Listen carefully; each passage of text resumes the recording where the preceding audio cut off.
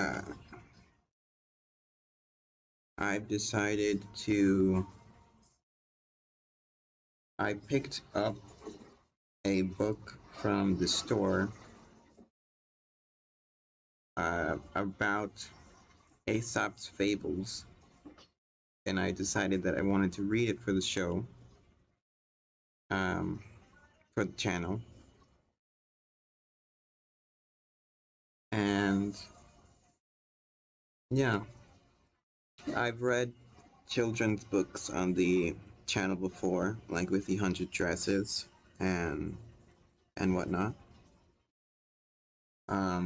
I think even Slaughterhouse-5, it was called the Children's Crusade. So in a sense, I suppose it is a children's fable. So just continuing with the themes that are already present on the channel, I'd like to read this book and sort of explore the stories inside of it.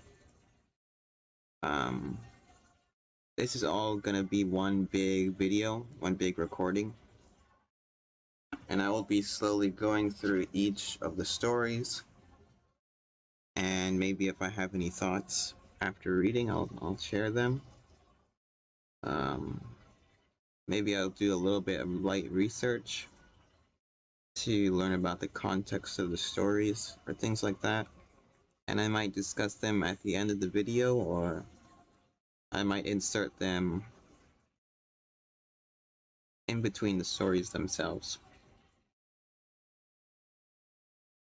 I'll try to see if I can add the YouTube chapters feature that allows you to see chapters on the YouTube timeline. But I'm not sure about that, so I'd have to look up a tutorial. The first story is The Fox and the Grapes. It starts. A fox one day spied a beautiful bunch of ripe grapes hanging from a vine up in the branches of a tree.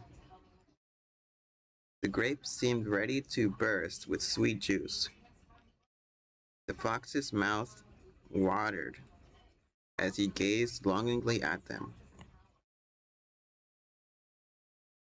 The bunch hung from a high branch, and the fox had to jump for it. The first time he jumped, he missed it by a long way. So he walked off a short distance and took a running leap at it. He fell short once more, and again he tried, but each time he could not reach the grapes. Now he sat down and looked up at the grapes in disgust. "What a fool I am," he said. "Here I am wearing myself out to get a bunch of grapes. They are not worth my effort. I'm sure they are sour." He walked off with his nose in the air. And the caption reads, "There are many who belittle what they cannot get."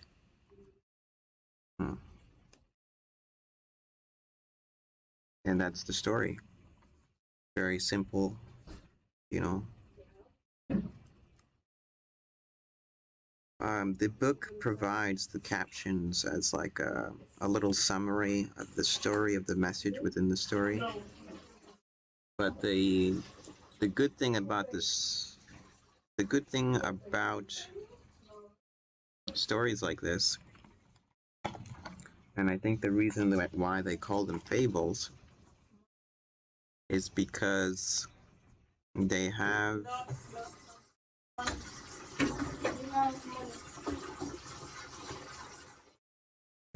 their own meaning that could be specific to each person. And really the thing that I wanted to say in regards to the fox and the grapes and fables in general is that um, they provide their own meaning that could be specific to each person, sort of like a poem. Um, the the book itself provides a little caption at the end of each story as like a summary of the story and an interpretation of the moral or the message. But there's always more to say. That's why the stories last as long as they did. Um, yeah. So when I read this story and when I listened to it back again, um, the image of the fox trying to get the grape is, you know, it's it's understandable. I would say that. Like when you think of a fox, you think of the things that foxes often symbolize in uh, literature or narratives, right? Sort of like a sly character who maybe sometimes always gets their own way, or someone with a lot of skill or dexterity, things like that. Like a cunning person, like a fox, right? Um, and of course, that could mean any number of things, right? I think the whole SpongeBob reference was the foxy grandma. So obviously, that would be sly and cunning, but in a more sexual way. And you can see the fox trying to get the grapes. And I'm not really sure if foxes actually eat grapes. I may have to look that up later. But yeah, essentially, I get the image of somebody who seems to always have things work out for them in their own way, and when they don't get it, they get a little upset. Um, yeah, I guess that's it.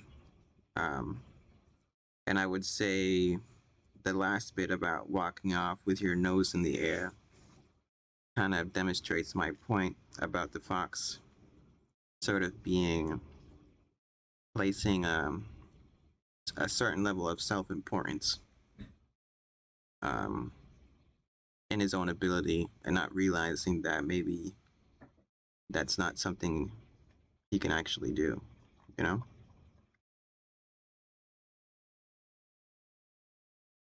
I said he. Judging by the picture, I'm not. I guess you can tell by the picture it might be a male fox. But of course, the fox is genderless. Could be male or female. The next story in Aesop's Fables in the book is The Lion and the Mouse. Um, I actually did a recording of this already and a few of the stories afterwards, but for one reason or another, I was not able to actually record the recording. I think I may have accidentally pressed the stop button or record button and the recording stopped. So I'll have to redo the recording. So here it goes. So this is The Lion and the Mouse. A lion lay asleep in the forest, with his great head resting on his paws. A little mouse came along and ran over his nose, which woke the lion. The angry lion laid his huge paw on the tiny mouse and was about to kill him. "Oh, please," begged the poor mouse, "if you will let me go, I promise to repay you in some way." The lion laughed at the idea that a little mouse could ever repay him, but he let him go.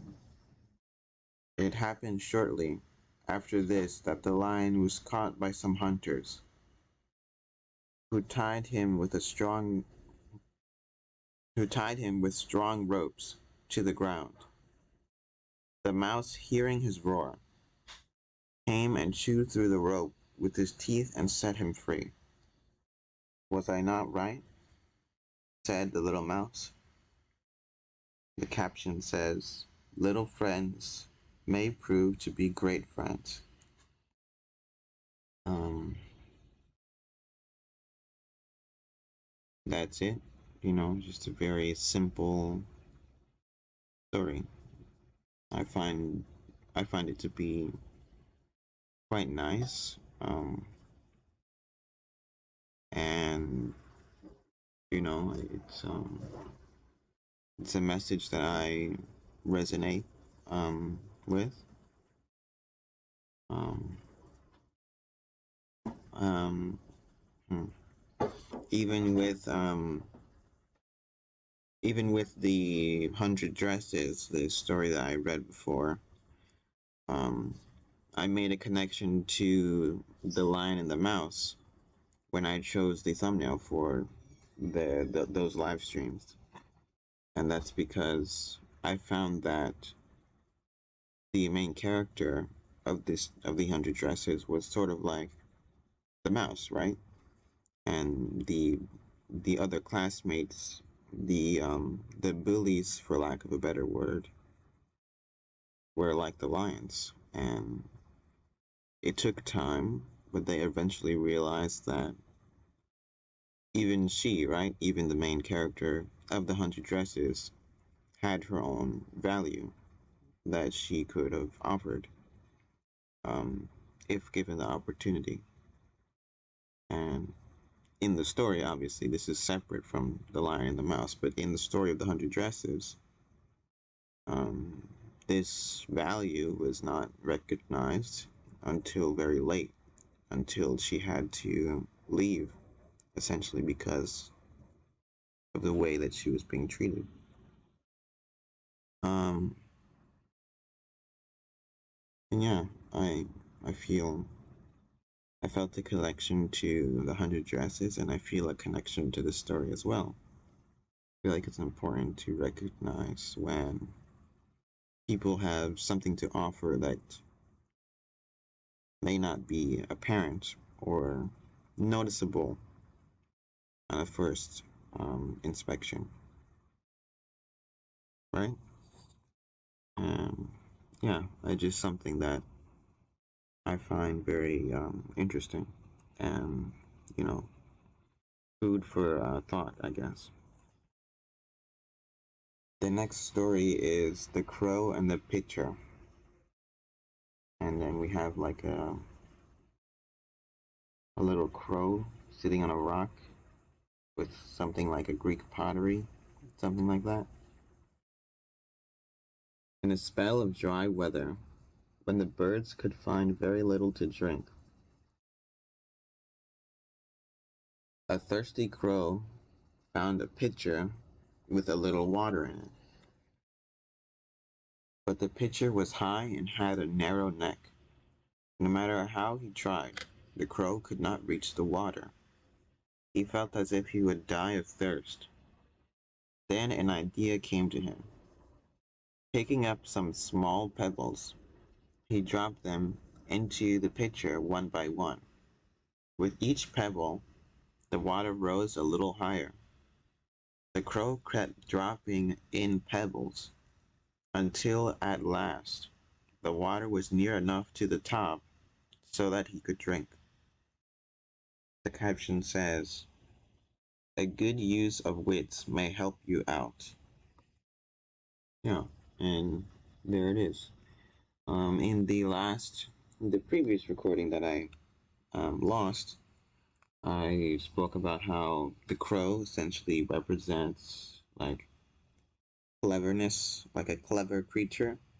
Often crows are very Often crows are spoken about in a manner that highlights their intelligence as animals, separate from other birds.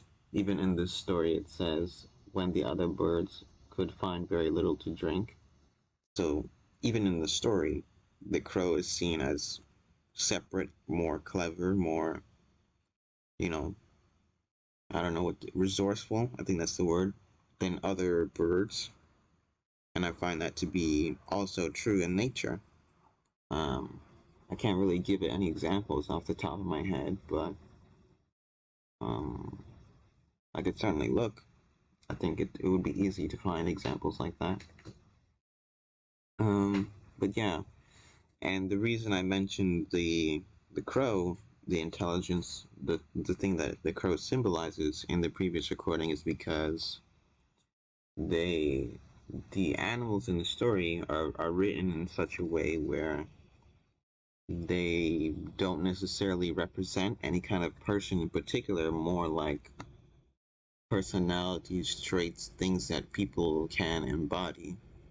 And therefore, it is easier for people to understand or relate or empathize with the characters in the fables because they're not necessarily tied to any kind of person in particular, right? That's what they call it, right? Personification or whatever that word is. I'm not sure exactly what the word is, but um, I think that's I think that's really getting at the idea that I'm trying to convey.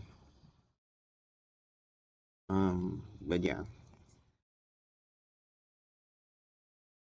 the next story is a very small story, very simple story. It is the dog in the manger, and a manger being like a, I don't know, like a, I don't know, like a place for food. It's like a farm, like on a farm, basically. Um, a dog was asleep in a manger filled with hay. He was awakened by the cows, who came in tired and hungry from working in the field. The dog leaped up and would not let the cows get near the manger. He snarled and snapped at them as if to say, "This is mine." The cattle looked at the dog in disgust. "How selfish is he," said one. "He cannot eat the hay, and yet he will not let us eat it." When the farmer came and saw how the dog was acting, he took a stick and drove him out. And the caption reads, "Why keep and deny to others what you cannot enjoy yourself?" Yeah, that's it. Um, Obviously that's very like, the caption is very like succinct, sort of simple understanding. Obviously, when you have captions like this, right? The goal is to extract some kind of moral or message from the fable, but sometimes the message or the moral can be a little elusive, right? When you look at the story, you obviously think from the cow's perspective, right? Why would the dog be acting like that? So then the moral is, right? Why keep and deny to others what you cannot enjoy yourself, right? So in this way, the farmer in driving out the dog is seen as sort of like a moral character, right? Sort of, and I think that's interesting, right? The farmer is the first human character in the fables, and the human character, this is the first action that the human character takes, is basically driving out the animals. That might be a little interesting. Um, but yeah, maybe if you could sort of look within the story and try to understand the reasons behind the way, for the reasons why the animals act the way that they do, right? Maybe the moral could change. Maybe the moral could be something like, why would you drive out the dog, right? Why not try to understand what the dog is doing? Right? And you can sort of see that, right? The cattle looked at the dog in disgust. How selfish is he? He cannot eat the hay, and yet he will not let us eat it. Um, you can sort of imagine, sort of play with the idea, right? For example, what if the hay was contaminated, right?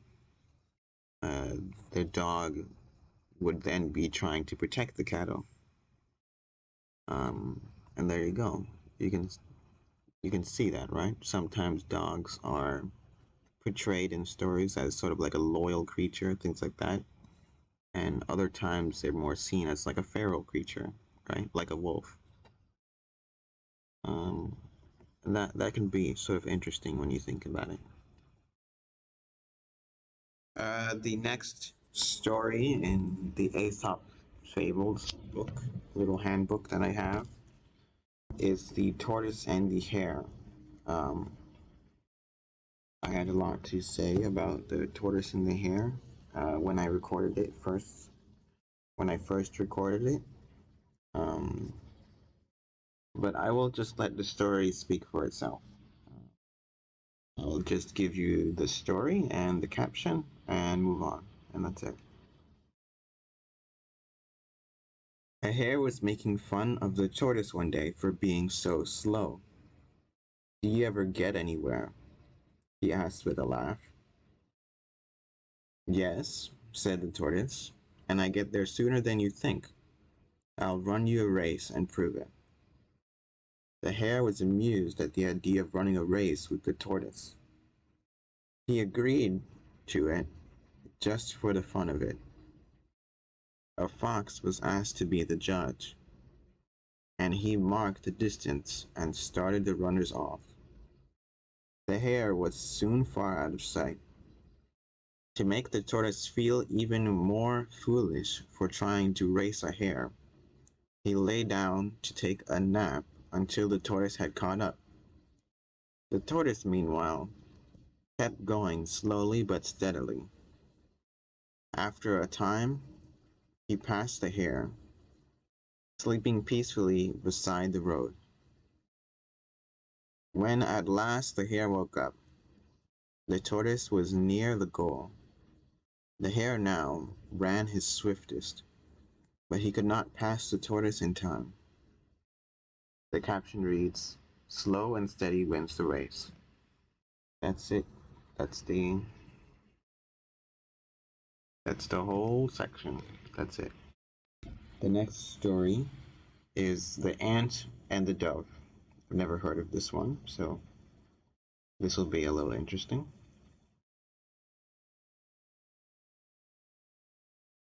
A dove saw an ant fall into a stream. The poor ant struggled to move through the water to reach the bank, but all his attempts failed. The dove felt sorry for the ant, and she dropped a blade of tall grass close beside it.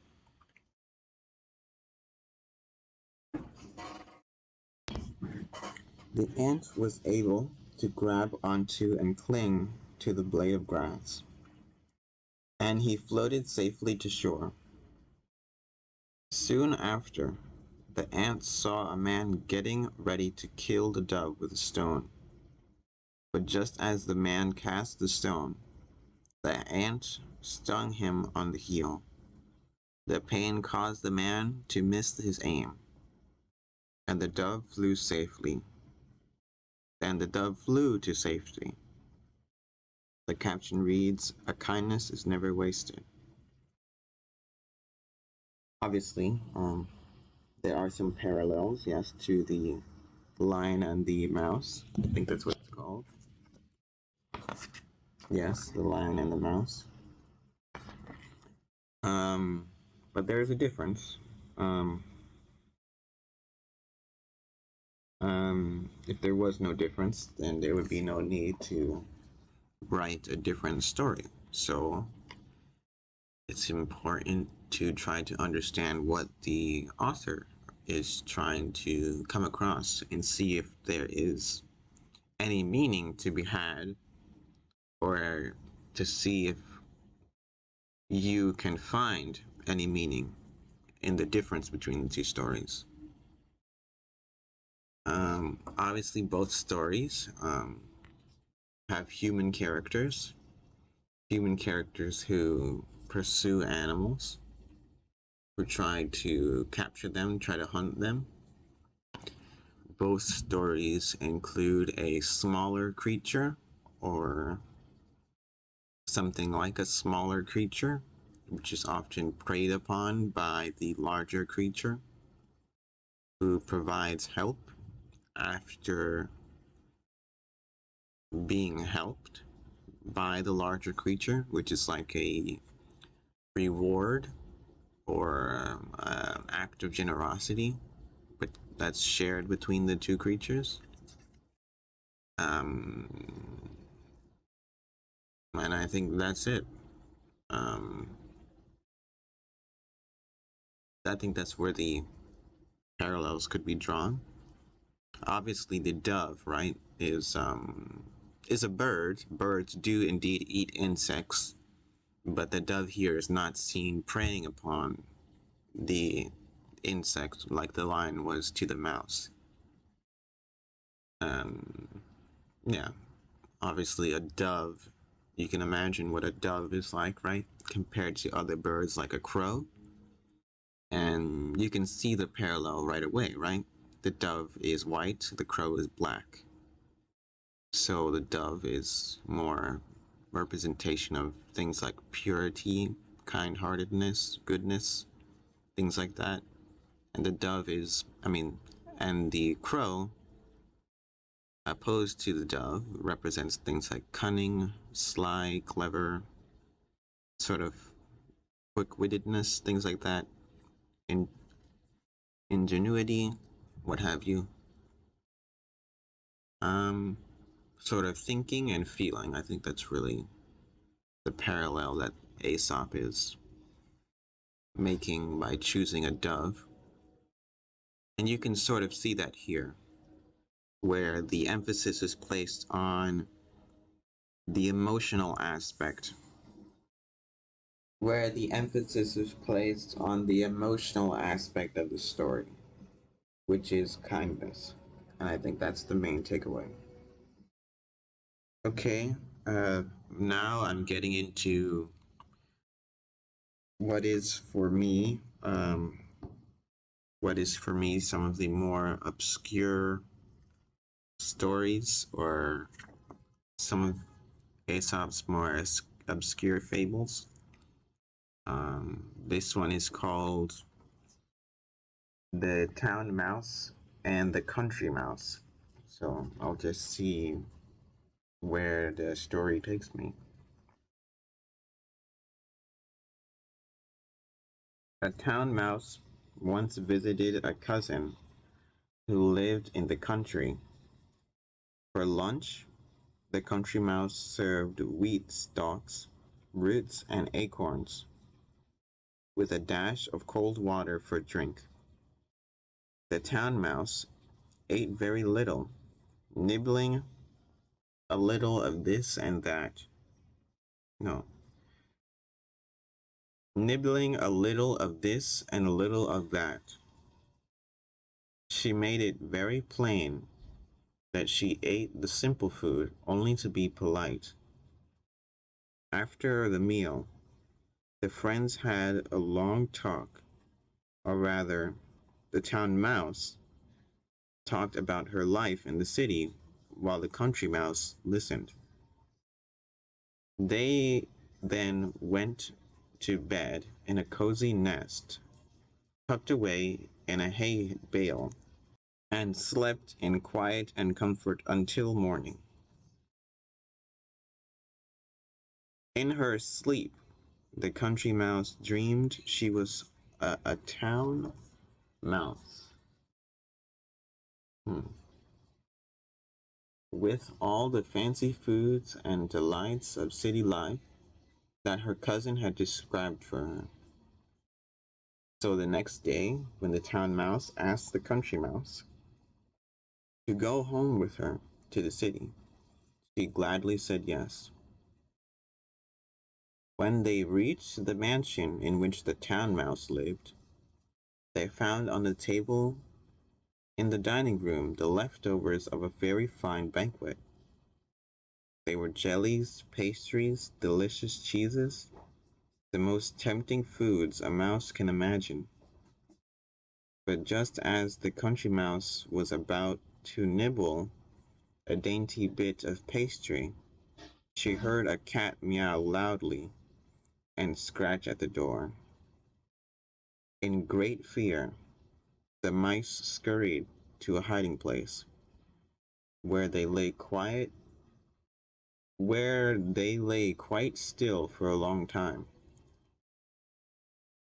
They hardly dared to breathe. When at last they crept back to the feast, the door opened suddenly. In came many servants, followed by the big house dog. The country mouse stopped in the town mouse's den only long enough to pick up her carrying case and umbrella. You may have it rich foods that I have not, she said as she hurried away.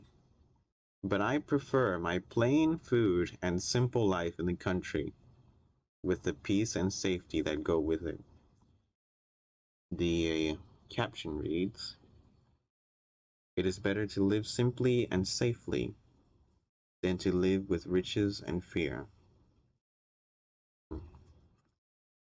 Well, very fine story, very nice. I do quite enjoy the mouse characters. I think they're very well, I generally think that mouse characters in particular, when they are anthropomorphized, are quite cute and adorable in some sense. I do fancy mouse characters. I don't think that is a lie. Um, but about the story, um,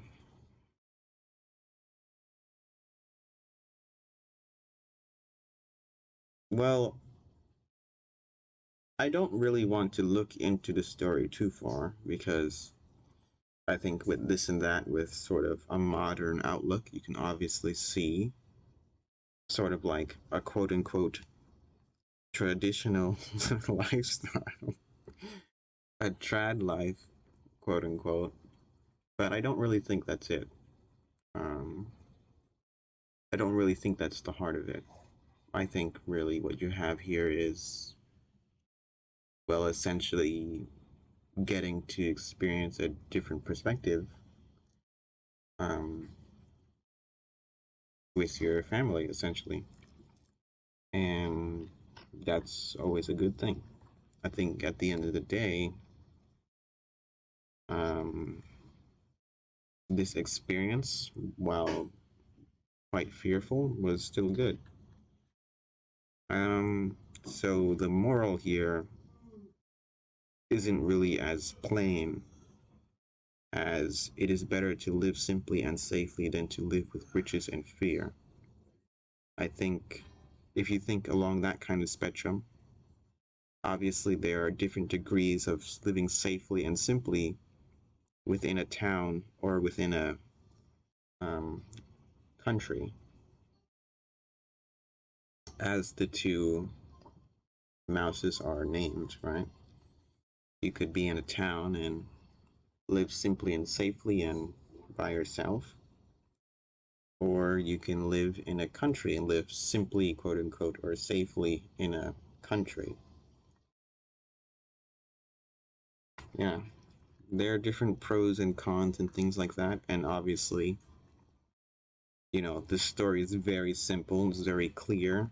You can see exactly what the mouse is referring to when they are saying that they prefer their plain food and simple life, but you can sort of get lost Well, I can imagine somebody getting lost in the details with a story like this. This one is quite long. It's quite longer than the other stories. So there's a lots of things like that, little details that could potentially lose the reader. So I would probably say that this is not my favorite out of all the fables, although I do enjoy the mouse characters, like I said. The next story is The Ants and the Grasshopper. One bright day in late autumn, a family of ants was bustling about in the warm sunshine. They were busy drying out all the grain they had stored up during the summer. Along came a starving grasshopper with his fiddle under his arm.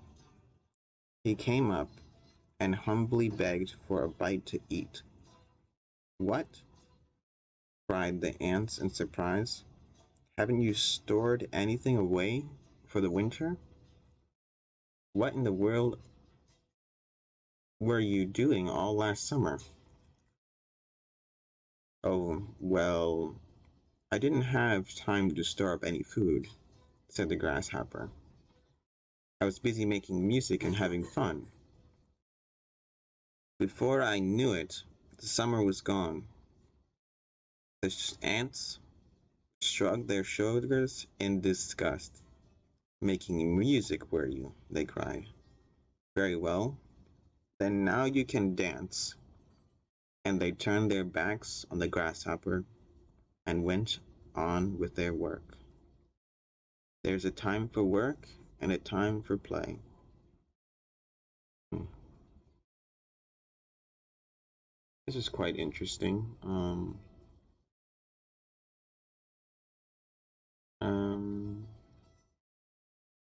yeah, I guess I'll just leave it as it is. I won't say much. Although the one thing that does stick out in my mind is the use of the word. The thing that does stick out is Aesop's word choice. Obviously, when you write stories this short, you want to leave an impact on the reader. And his choice of the word disgust to communicate the, well, how the ants are feeling. It's obviously very powerful. Um, Very powerful emotion, disgust. And that word is also used in The Dog in the Manger when they say the cattle looked at the dog in disgust. Um, I don't really want to comment on it. I don't want to really give you my particular view, but it's just something that I find interesting. The word choice that Aesop chooses to use when he's writing stories this small. You often see, you know, well, with anything, you can see a bit of the writer with anything, really. So I just find that interesting. And you can take the story however you want to. The next story is Two Stubborn Goats. There's no "the" in this one. It's just two stubborn goats. So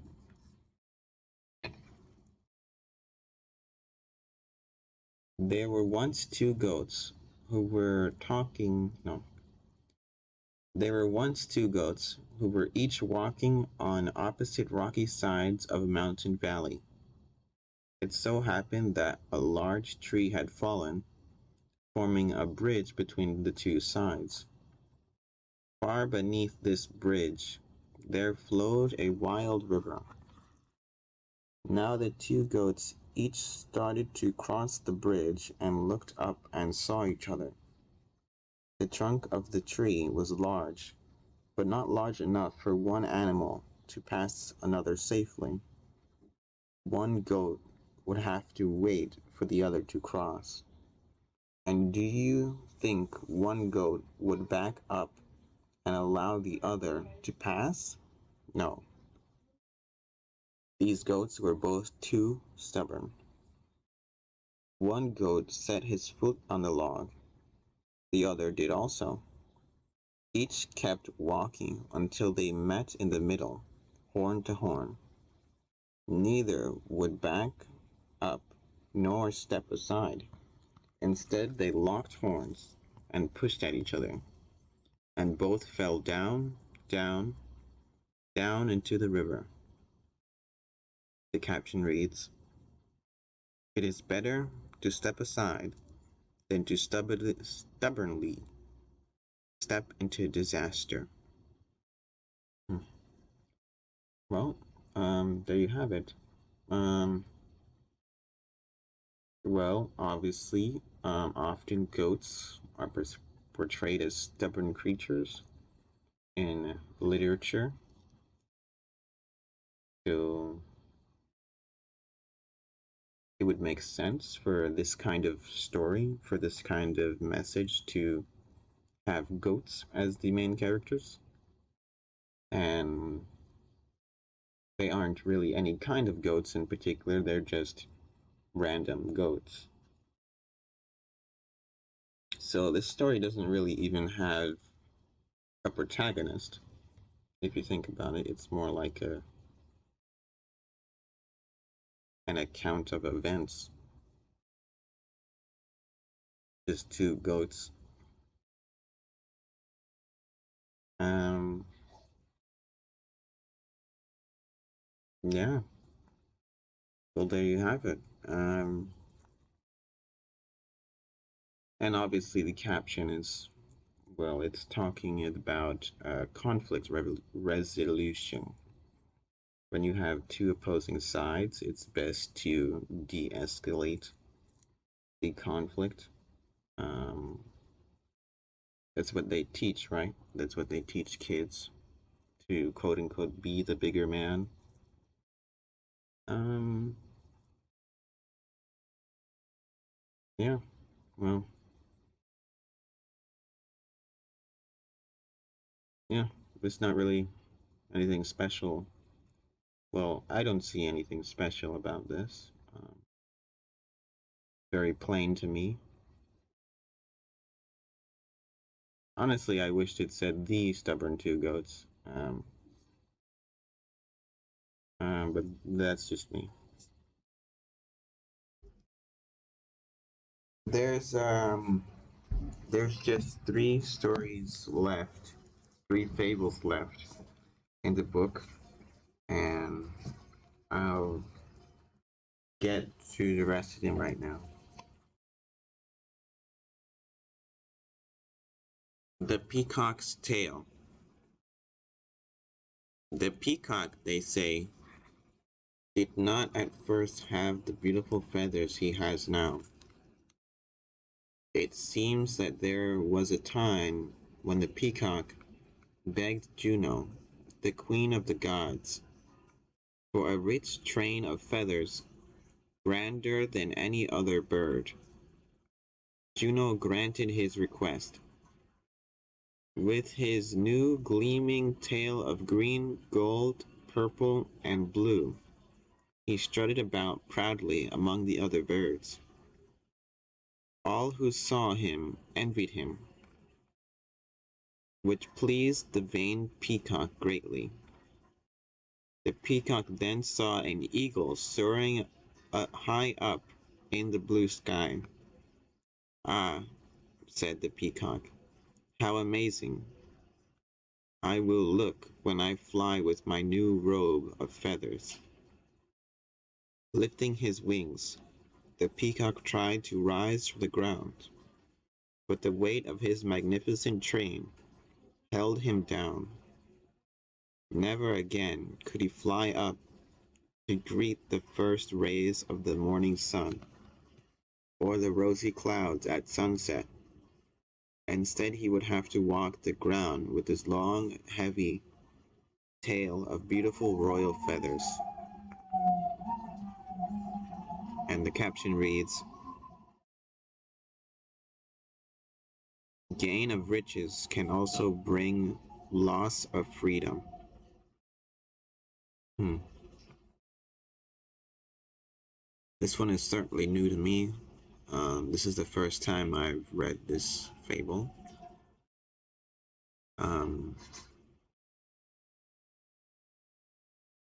When I was reading it, I was thinking of how the eagle would probably snatch the peacock up for having feathers like that.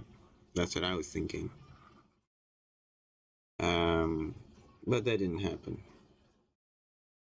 Um, this is continuing with Aesop's bird characters. We had the dove, we had the crow, and now we have the peacock. So, hmm.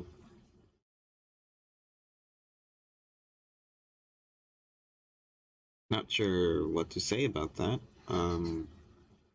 I don't even think peacocks necessarily represent anything in literature. I think the metaphor probably extends past literature,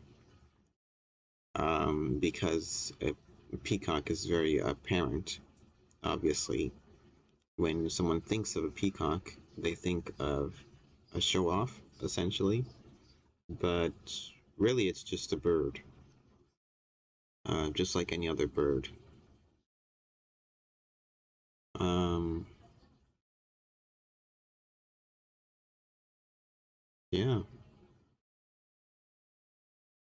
I don't see why the peacock can't fly, right? We read the first fable that I read was The Fox and the Grapes, which told the story of the fox who gave up on trying to reach the grapes because he thought that it wasn't worth it because he couldn't have it. So, if you sort of apply one fable to another, I'm not saying that's recommended, I'm just having a little fun. You can sort of imagine that maybe Aesop wants the peacock to fly, even with its feathers, and that even something like that is even possible. I think something like that is probably implied. Even a peacock with his heavy feathers can fly like an eagle. Yeah. Birds are essentially all the same, right? Just ancient dinosaurs. Yeah. I think I'll leave it there. It is a nice story, and I do like the illustration. The title of this fable is just Belling the Cat.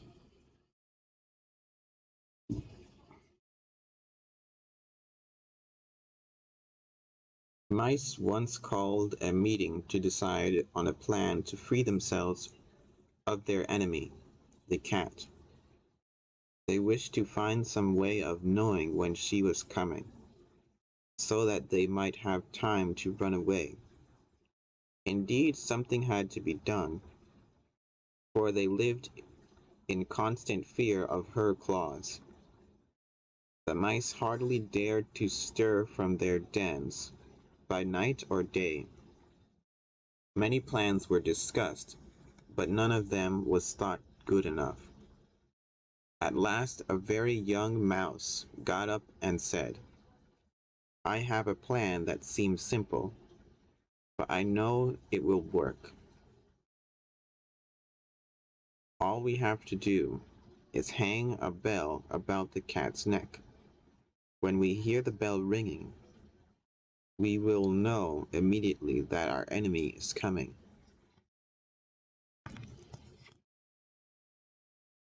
All the mice were surprised that they had not thought of such a plan before. But as they clapped and rejoiced, an old mouse arose and said, "I will say that the plan sounds very good, but let me ask one question. Who will bell the cat?"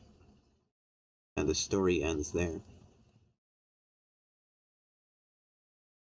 The caption reads, It is one thing to say that something should be done, but quite a different matter to do it. Hmm.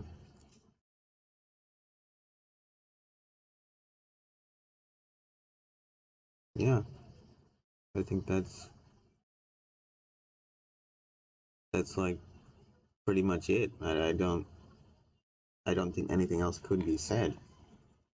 Um, I suppose I can highlight the fact that Aesop chose the mouse to be female. Um, Probably nothing there. It's just a pronoun was needed to be chosen, so he chose her, her clause. Um, that's it. That's the whole story. The last story in the book is The Fox and the Crow. So we began with the fox and the grapes, and the crow and the pitcher, and now we end with the fox and the crow.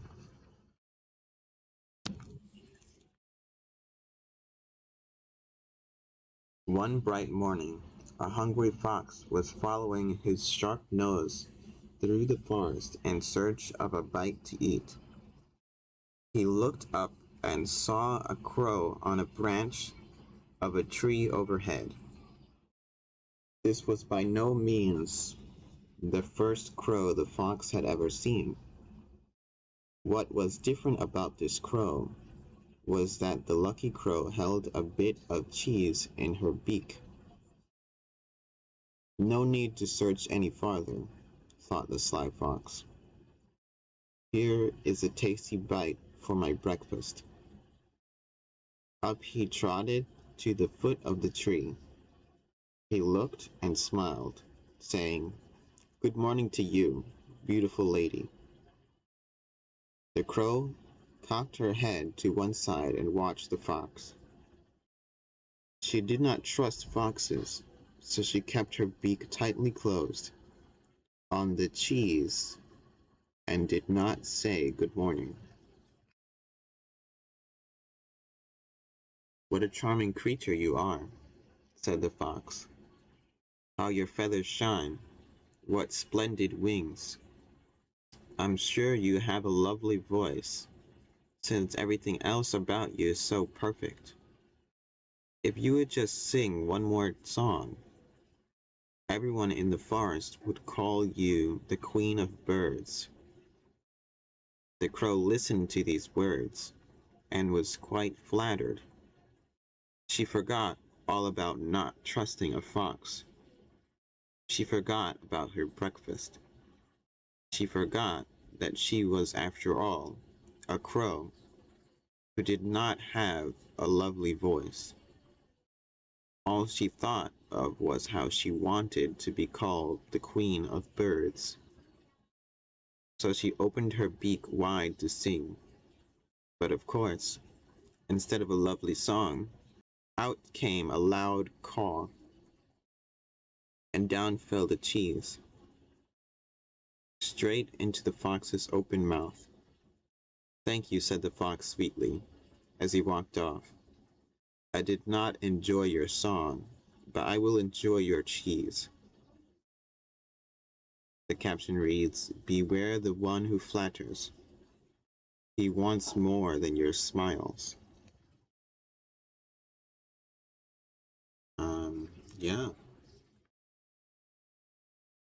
I think that's a good message, obviously, to be aware of somebody's intentions, uh, especially when you have something that they possibly desire.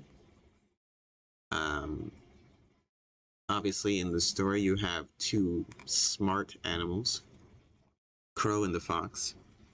So it's interesting to see which animal Aesop favors. He favors the fox, I would assume, since the fox won. But maybe he favors the crow, since the reader is supposed to have sympathy for the crow, and not the fox, who was able to trick the crow into getting the cheese.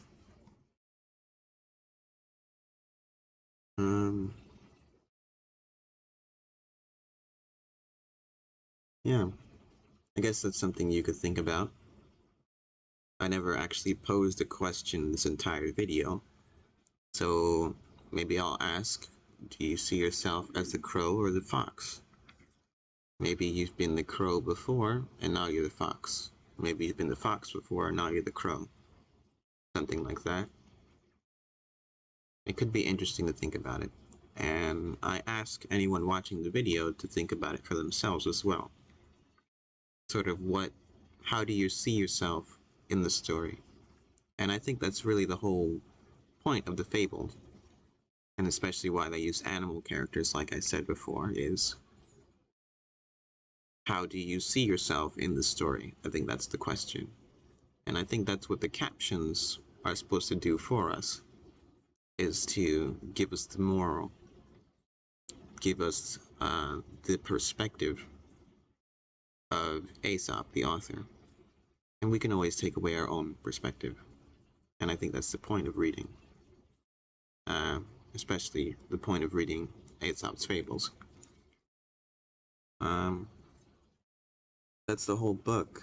I don't think I'll do much research. I think I was able to say everything I wanted to say.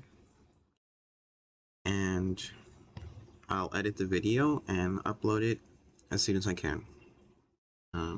Thanks for watching, and read more books.